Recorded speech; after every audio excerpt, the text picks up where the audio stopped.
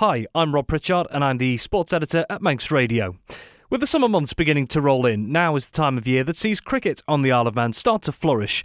With the local league season now underway, there was also a chance for the potential next generation of players to get a flavour of the sport during the recent 2025 Manx Youth Games. And that raised an important question, a question about an ongoing challenge. In the current climate, what can be done to boost youth participation in cricket here? Well, in a recent chat with our reporter, Darren Timson, Isle of Man Cricket Association's Cricket Development Officer Greig Wright explores this matter and what could possibly be done going forward. Manx Youth Games at the weekend, over 90 participants. How did the day go, really, and what does that show about the youth interest in cricket on the island? Well, the planning, obviously, and the events started to take place 14 weeks before, and the uptake has been slightly down this year on previous years, but a lot of sports have found that as well. But we still had over 100 people on a weekly basis attend, and then just over 90 at the games on the day. The day went brilliantly. It's a great day for cricket. It's a great day for kids on the island, and for us it's a really, really important part of the development of cricket, because having those under 7, under 8, under 9s, that's where our real growth and interest starts, and the love of cricket is basically fostered. So yeah, great initiative, great day. Couldn't have gone any better. Weather was tremendous. How do you find kids at that age? Do they go to the clubs after their Manx Youth Game participation? Is it quite a seamless thing, or do you have to struggle and fight with other sports? We've struggled the last couple of years to get the numbers. The Manx Youth Games, we have 90 plus. The last year it was over 100. Then we do weekly festivals around the island every Friday in the clubs, and we don't seem to be able to get the same numbers. We usually get around 20 to 30 on a weekly basis, and some of them are existing club members as well. We do keep a note of who's on the Manx Youth Games through their contacts, and then we email out to them regularly and try and get them to go into clubs. But it's something that we're still not necessarily fighting with, but investigating how we can make it work to get all of those kids into clubs and playing on a regular basis. Why do you think it is that there's not so many following up on the interest in the youth games and going into clubs over the summer? Not sure, and if I had the answer, I'll say I don't know, because we've looked at that. If you think of team sports over the winter, rugby, football, hockey, and there's a lot of people playing all those sports, whereas we are predominantly mainly the only team sport over the summer. I think it's just there's a lot to do on the island, and once the sun comes out there's a lot of opportunities, a lot of things to do. And then with going away for summer holidays and then the TT, our season's actually relatively quite short. We're talking, if you take with the schools when they break up, so starting in May, take a break out for TT, you've got about 8 weeks, and then if you take into the 6 weeks holidays, 14 weeks for the senior season. So it's not the longest, to be fair. So obviously last week you announced plans for a new cricket centre, for a year-round cricket centre. Would that help kids playing the sport maybe over summer if they were starting it in winter as well? We're hoping so. Because then we can do some of the delivery of the Manx Youth Games in the centre, and then we have a base for cricket 12 months of the year. We're not saying that we want people playing 12 months of the year. We do appreciate that there are other sports. We want them to play other sports, but we found access to facilities very, very limited. And for those that do want to play cricket, it's a very, very small window of opportunity. And there's a lot of sports, a lot of cricket modified games that you can play inside, not just the training element. Indoor cricket, we're setting ourselves up for that as well. And that's a great fun way to start. Quick, fast, short. And that seems to be what people want nowadays. Just the shorter hits rather than being outside for 7.5 hours playing 40 overs. So we're hoping, and that is the basis of why we've gone with the centre. So we're hoping that that'll have a very different impact on getting more people to play.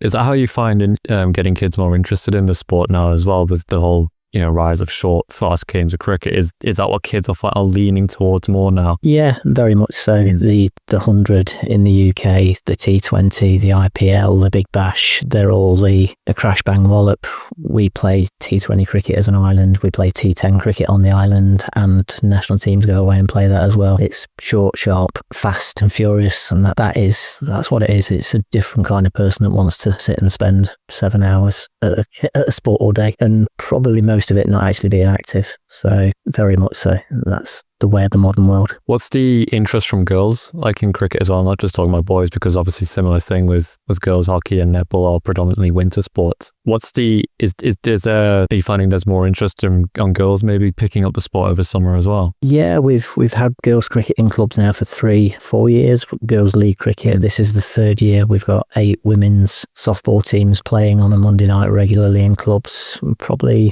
120 to 150 50 women. We're driving some new initiatives this year with under 16 softball girls festivals to try and get more of the younger girls playing around and with their peers. And we've got the first of those festivals this Sunday coming at Cronkbourne, so anyone's welcome to come down and join in that. But there's been a real growth and a real interest. We've got the women's national team as well who go away and play, so there's the icing on the cherry and the top of the cake, if that makes sense. So we do cater for it right from start to finish. So moving on then, you mentioned the women's national side. Last year was obviously quite a strong year for the national teams and the various European competitions that they played in.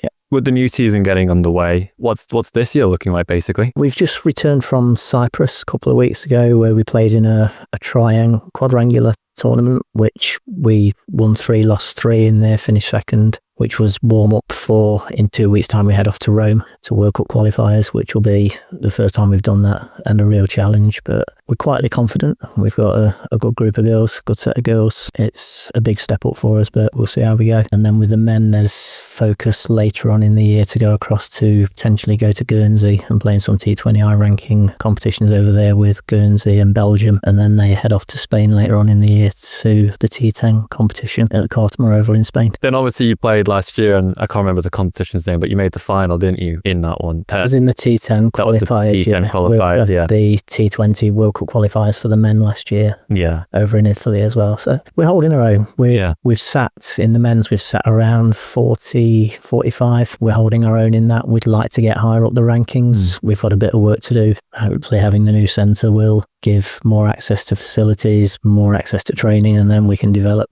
from there.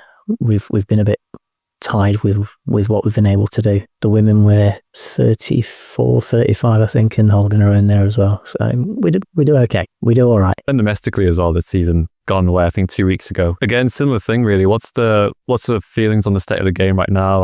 How has it developed over the past few years, and is it getting any bigger? Or yeah, we've had to look at the status and the organisation of the domestic structure and try and mirror what we're looking to do in relation to growth, participation, but also trying to develop the players to the formats that we play. So this year we've gone for a T10 league in the midweek on the Wednesdays, and then some of the other divisions all play 16 overs. We've lost a lot of the longer format at the weekends, so there's only 3 weekends of 40 over cricket. What we've done now is put 20 over cricket into the weekends, and clubs will have 2 games a day, so one at 11 o'clock and then one at 2 o'clock, which allows more people to play, more teams, more competitions. And it's started off quite well. It has started off quite well, and we'll see how that progresses over the rest of the year. We've had a lot of changes in the domestic structure over the last few years, and we want to keep this one now because we don't want to keep messing about with it. So this will give us 3 or 4 years before we actually even look at it again, because we've got promotions, relegations, and a competitive structure from top to bottom, so everyone can play at a level that's suitable for them. Is that, you mentioned there the changes to the domestic structure, is that what you're finding with just on the Isle of Man, or is that because of the wider cricket community with,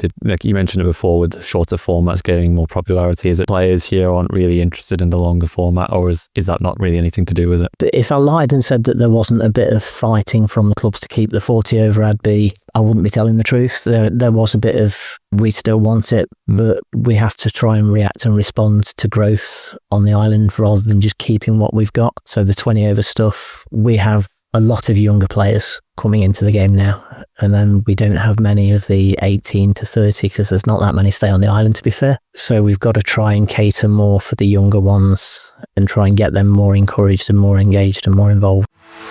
Thank you for having the stamina to make it to the end of the Manx Radio Sportscast. You're clearly someone who has their eye on the ball at all times. Want to hear more about the latest sporting news across the Isle of Man and much more? Then might I recommend you take the plunge and subscribe to this series or a wide range of Manx Radio podcasts at your favourite podcast provider, so that, in a flash, all of our finest moments take a winner's place on your smartphone. Thank you.